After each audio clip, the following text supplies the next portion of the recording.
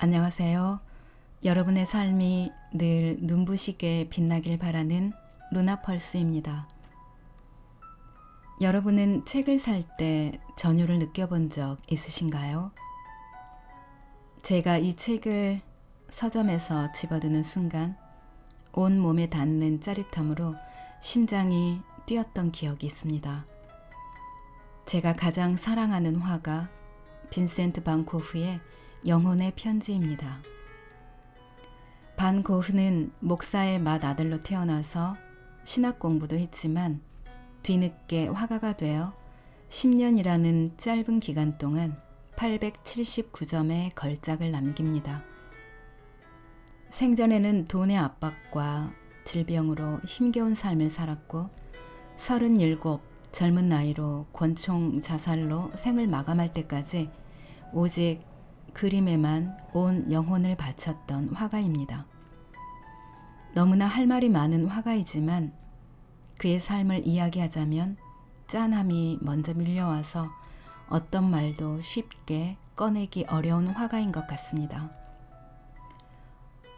자신의 이야기를 동생 테오에게 구구절절 668통의 편지를 써서 이야기했고 동생 테오는 살아생전에는 전혀 도움이 안 됐던 형에게 물질적인 후원을 해주고 소울메이트 역할도 해준 사람입니다. 또한 자신의 아들 이름을 빈센트라고 지어줄 만큼 형을 사랑한 사람입니다. 제가 읽고 있는 책은 위즈덤 하우스에서 출간했고 신성림님께서 정성스럽게 옮긴 책입니다. 1999년 출간된 이래 많은 독자에게 사랑받아온 책입니다. 책 표지는 1884년에 그린 쟁기로 간 들판인데요. 반 고흐의 고독한 삶과는 사뭇 다른 따스함이 가득 스며든 작품 같습니다. 책의 중간중간 고흐의 그림이 삽입되어 있어서 그림을 보는 즐거움도 크고요. 동생 테오에게 보낸 구구절절한 내용에 연민이 밀려와서 쉽게 다음 페이지로 넘길 수 없게 만듭니다. 이 책은 시간과 공간의 흐름에 따라 8개의 부분으로 구성이 되어 있고요. 편지의 제목은 옴기니가 지은 것이라고 하는데 제목 또한 너무 근사했습니다. 쓴 날짜는 정확한 게 아니고 추정이라고 하네요. 반 고흐가 테오에게 보낸 편지가 줄을 이루고 있고요. 중간중간 테오가 형에게 보내는 편지, 어머니, 여동생, 동료 화가 고갱, 베르나르에게 보내는 편지들도 있습니다. 낭독해드리고 싶은 부분은 너무나 많지만 그중 제가 인상적으로 읽은 몇 편 골라서 여러분께 들려드리고자 합니다. 이렇게 좋은 책과 그림을 우리에게 선물해준 반 고흐와 이 책을 번역해준 번역가 그리고 출판사에 깊은 감사를 드립니다. 그림을 위해 생명을 걸었고 돈은 꼭 갚겠다. 안 되면 자신의 영혼이라도 주겠다던 반 고흐.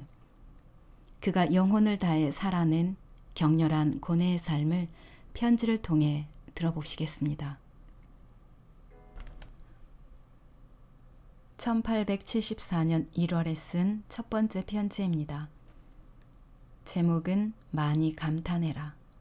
테오에게. 네 편지를 보니 미술에 큰 흥미가 있는 것 같구나.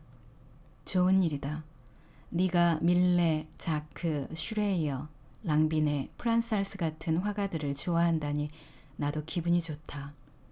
모베가 말했듯 바로 그거다. 밀레의 그림 저녁기도 정말이지 바로 그거라니까. 장엄하고 한마디로 시 그 자체인 작품이지. 너와 그림에 대해 더 많은 이야기를 나눌 수 있기를 얼마나 바라는지. 지금은 편지로 이야기할 수밖에 없지. 될 수 있으면 많이 감탄해라. 많은 사람들이 충분히 감탄하지 못하고 있으니까. 산책을 자주 하고 자연을 사랑했으면 좋겠다. 그것이 예술을 진정으로 이해할 수 있는 길이다. 화가는 자연을 이해하고 사랑하여 평범한 사람들이 자연을 더 잘 볼 수 있도록 가르쳐주는 사람이다. 화가들 중에는 좋지 않은 일은 결코 하지 않고 나쁜 일은 결코 할 수 없는 사람이 있다. 평범한 사람들 중에도 좋은 일만 하는 사람이 있듯. 1880년 7월에 쓴 세 장에 갇힌 새의 일부입니다. 제발 내가 포기했다는 생각은 하지 말아라.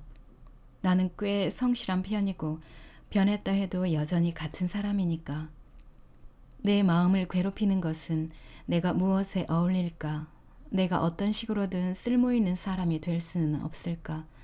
어떻게 지식을 더 쌓고 이런저런 주제를 깊이 있게 탐구할 수 있을까 하는 물음뿐이다. 게다가 고질적인 가난 때문에 이런저런 계획에 참여하는 것이 어렵고 온갖 필수품이 내 손에는 닿지 않는 곳에 있는 것만 같다. 그러니 우울해질 수밖에 없고 진정한 사랑과 우정이 있어야 할 자리가 텅 빈 것처럼 느껴진다. 또 내 영혼을 갉아먹는 지독한 좌절감을 느낄 수밖에. 사랑이 있어야 할 곳에 파멸만 있는 듯해서 넌더리가 난다. 이렇게 소리치고 싶다. 신이여, 얼마나 더 기다려야 하나요? 어쩌면 네 영혼 안에도 거대한 불길이 치솟고 있는지도 모르지. 그러나 누구도 그 불을 쬐러 오지는 않을 것이다. 지나치는 사람들이 볼 수 있는 것이라곤 굴뚝에서 나오는 가녀린 연기뿐이거든. 그러니 그냥 가버릴 수밖에. 그렇다면 이제 어떻게 해야 할까?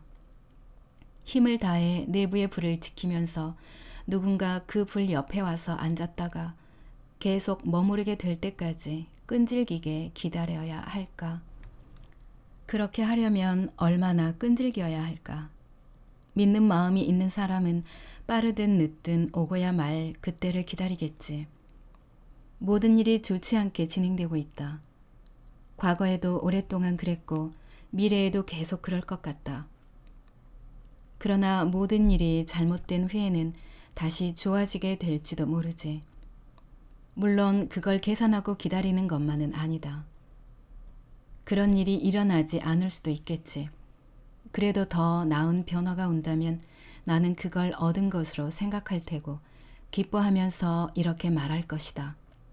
드디어, 그래, 결국에는 뭔가 되고야 마는구나. 나에게 정말 대책 없는 사람이라고 어떻게 그렇게 뚱딴지같이 엉뚱한 생각을 하고 바보 같은 기대를 할 수 있느냐고 말할지도 모르겠다. 그러나 내 생각이 아무리 말도 안 되고 바보 같다 해도 더 나은 대안이 없는 이상 그런 기대도 하지 않는 것보다는 낫지 않겠니? 펜이 가는 대로 적다 보니 두서없는 편지가 되었다. 네가 나를 쓸모없는 사람은 아니라고 봐준다면 기분이 좋을 것 같다. 사실 쓸모없는 사람도 두 종류가 있다. 천성이 게으르고 강단이 없어서 정말 쓸모없는 사람이 될 수도 있겠고 나를 그런 사람 가운데 하나로 봐도 무방하다. 그런데 다른 종류의 쓸모없는 사람도 있다. 그들은 본의 아니게 그렇게 된 사람들이다. 일을 하려는 욕구로 불타지만 손이 묶여 있고 갇혀 있어서 한마디로 어려운 환경이 그를 억눌러서 아무것도 할 수 없게 된 것이지. 그런 사람들은 자기가 할 수 있는 일을 모른다 해도 본능적으로 어떤 느낌이 있기 마련이지. 즉, 나도 그 무엇인가 적합한 인물이다. 내가 이 세상에 존재해야 하는 이유가 전혀 없는 것은 아니다. 나도 지금과는 다른 사람이 될 수 있다는 걸 알고 있다. 그런데 어떻게 해야 쓸모있고 도움이 되는 사람이 될 수 있을까? 1881년 11월 10일부터 11일 사이에 쓴 편지라고 하는데요. 제목은 씁쓸한 사랑입니다. 빈센트 반 고흐가 사촌 K를 사랑하고 고백했지만 거절당했을 때 심정을 편지로 썼다고 하는데요. 최근 드라마 봄밤에서 주인공 남녀가 함께 읽은 부분이기도 합니다. 태호에게 이 사랑이 시작될 때부터 내 존재를 주저없이 내던지지 않는다면 아무런 승산도 없다는 걸 알고 있었다. 사실 그렇게 나를 던진다 해도 승산은 아주 희박하지. 주어진 기회가 크거나 작은 것은 내 능력 밖의 일이 아니겠니? 사랑에 빠질 때 그것을 이룰 가능성을 미리 헤아려야 하는 걸까? 이 문제를 그렇게 할 수 있을까? 그래서는 안 되겠지. 어떤 계산도 있을 수 없지. 우리는 사랑하기 때문에 사랑하는 거니까. 사랑에 빠진다는 것은 얼마나 대단한 일이냐. 한 여인이 사랑의 성공 여부를 미리 계산해 본 후에 자신에게 접근하는 남자가 있다는 걸 알게 된다면 어떤 반응을 보일지 상상해 보렴. 그녀는 절대 안 된다 보다 더 극단적인 대답을 하지 않을까. 태호야, 그런 건 생각도 하지 말자. 우리가 사랑에 빠졌다면 그냥 사랑에 빠진 것이고 그게 전부 아니겠니? 그러니 시리에 빠지거나 감정을 억제하거나 불빛을 꺼버리지 말고 맑은 머리를 유지하도록 하자. 그리고 신이여 고맙습니다. 저는 사랑에 빠졌습니다. 하고 말하자. 또 성공을 확신하고 접근하는 남자를 여자가 어떻게 생각할지 상상해보자. 그 여자가 K 같은 사람이라면 남자는 결코 성공할 수 없을 것이다. 설사 10만 길더를 가졌다 하더라도 절대 안 된다는 대답만 들을 것이다. 그림 몇 점을 보낸다. 네가 그걸 보면 하이케의 풍경을 떠올릴 거다. 그런데 이제는 제발 솔직하게 말해다오. 왜 내 그림은 팔리지 않을까? 어떻게 해야 그림을 팔 수 있을까? 돈을 좀 벌었으면 좋겠다. 절대 안 된다는 대답을 확인하기 위해 찾아갈 경비가 필요하다. 나의 계획을 스트리커 숙부에게는 말하지 말아라. 연락도 없이 갑자기 나타나면 못 본 척할지 모른다. 유식한 척하는 스크리커 숙부는 누군가 자기 딸을 사랑하기 전과는 아주 다른 사람이 되었다.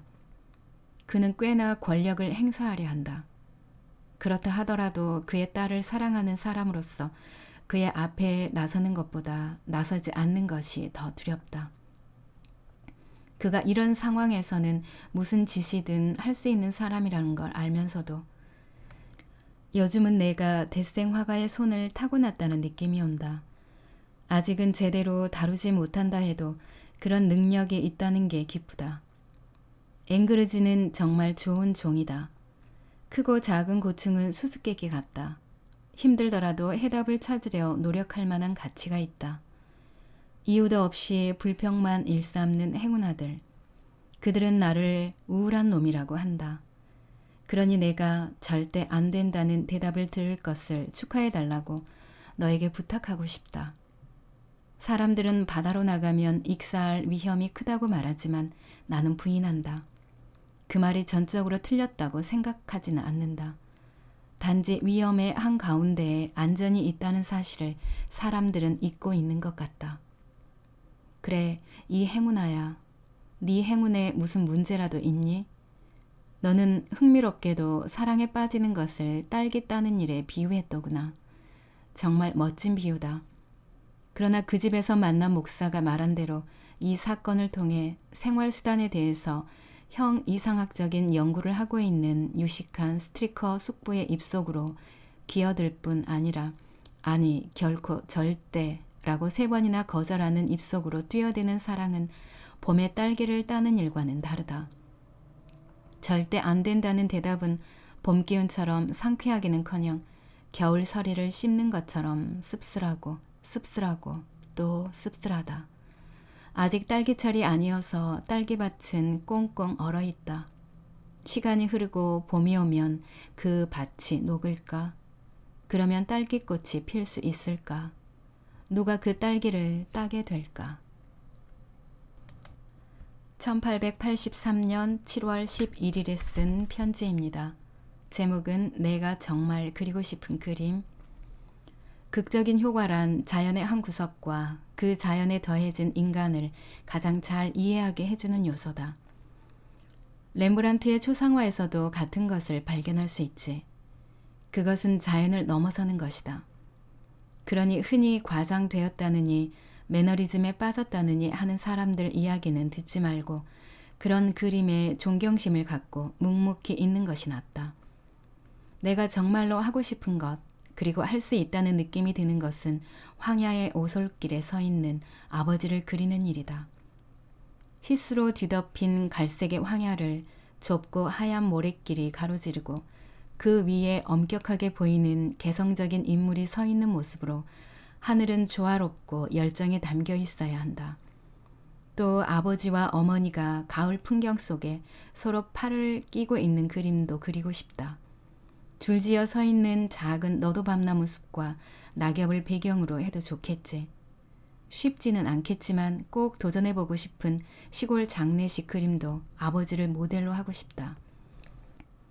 종교적 신념이 나와 다르다는 사실만 제외하면 가난한 시골 마을의 목사는 인물 유형에서나 성격에서나 가장 공감이 가는 인물 중 하나다. 언젠가는 그 작업에 도전할 것이다. 네가 오면 브라반트에 다녀오는 문제를 상의하고 싶다. 고아들을 그린 데생을 본다면 너도 내가 하고 싶어하는 것, 계획하고 있는 것을 이해할 수 있을 것이다. 모든 사람이 모델을 알아보게 될 그림을 그리고 싶지는 않다. 세부사항은 의도적으로 무시하고 인물을 그 본질적인 특징에 따라 단순화할 것이다. 쉽게 말해 내가 그리려는 대상은 아버지의 초상이 아니라 병자를 방문하러 가는 가난한 시골 마을의 전형적인 목사다. 이와 비슷하게 너도 밤나무 숲에서 팔짱을 끼고 있는 부부의 그림은 아버지, 어머니가 모델로 자세를 취해 주기를 바라기는 하지만 아버지, 어머니의 초상화가 아니라 서로 사랑하고 신뢰하며 함께 늙어온 모습이다. 그러니 부모님께 두 분을 꼭 닮게 그리려는 의도가 아님을 미리 말씀드려야 하겠지. 작업이 시작되면 내가 정해주는 자세를 취하고 움직이지 않아야 된다는 것도 말씀드려야 하겠고, 여하튼 잘 될 거라고 생각한다. 빠른 속도로 작업하는 걸 아주 중요하게 생각하기 때문에 두 분이 힘들어하실 정도로 오래 걸리지는 않을 것이다. 요즘은 인물을 단순화하는 작업에 완전히 빠져 있다. 나중에 직접 볼 기회가 있을 것이다. 브라반트에 가는 것을 소풍 가는 걸로 여기지 말아라. 아주 짧은 기간 동안 번개 같은 속도로 열심히 작업하러 가는 것이니까. 인물을 잘 표현하는 일은 얼굴 생김새를 닮게 그리는 문제가 아니라 전반적인 느낌을 전해주는 문제라고 생각한다. 전통적인 얼굴 표현은 정말이지 싫다. 그런 것보다 미켈란젤로의 밤이나 도미에의 작품에 등장하는 주정뱅이, 밀레의 땅 파는 사람들, 잘 알려진 대형 목파나 양치는 소녀, 혹은 모베가 그린 늙은 말 등을 바라보는 게 낫다. 1885년에 쓴 편지입니다. 제목은 화가는 캔버스를 두려워하지 않는다. 테오에게 사람들은 기술을 형식의 문제로만 생각한다. 그래서 부적절하고 공허한 용어를 마음대로 짓거린다. 그냥 내버려 두자. 진정한 화가는 양심의 인도를 받는다. 화가의 영혼과 지성이 붓을 위해 존재하는 게 아니라 붓이 그의 영혼과 지성을 위해 존재한다. 진정한 화가는 캔버스를 두려워하지 않는다. 오히려 캔버스가 그를 두려워한다. 1888년 4월에 쓴 편지입니다. 제목은 사람, 모든 것의 뿌리입니다. 오늘 아침 꽃이 핀 자두나무가 있는 과수원을 그리고 있는데 갑자기 멋진 바람이 불어오더니 다른 곳에서는 한 번도 본 적이 없는 광경을 보았다. 그럴 때면 작고 하얀 꽃잎들이 햇빛을 받아 불꽃처럼 반짝이곤 한다. 그 장면이 얼마나 아름답던지 순간순간 땅이 진동하는 걸 바라볼 각오를 하고 그림을 그렸다. 이 하얀색 화면에는 파란색과 라일락색, 노란색이 많이 있다. 하늘은 하얗고 파랗다. 그러나 이렇게 야외에서 그린 작품에 대해 사람들은 뭐라고 할까? 기다려 볼 일이다. 별로 이익이 안 되더라도 탕기 씨에게 물감을 주문할 걸 그랬다. 아주 재미있는 사람인데 말이다. 이따금 그분 생각이 난다. 혹시 만나게 되거든 내가 안부를 묻더라고. 그리고 가게에 진열할 그림이 필요하다면 이곳에서 좋은 걸 구할 수 있을 거라고 꼭 전해다오. 요즘은 사람이야말로 모든 것의 뿌리라는 생각이 든다.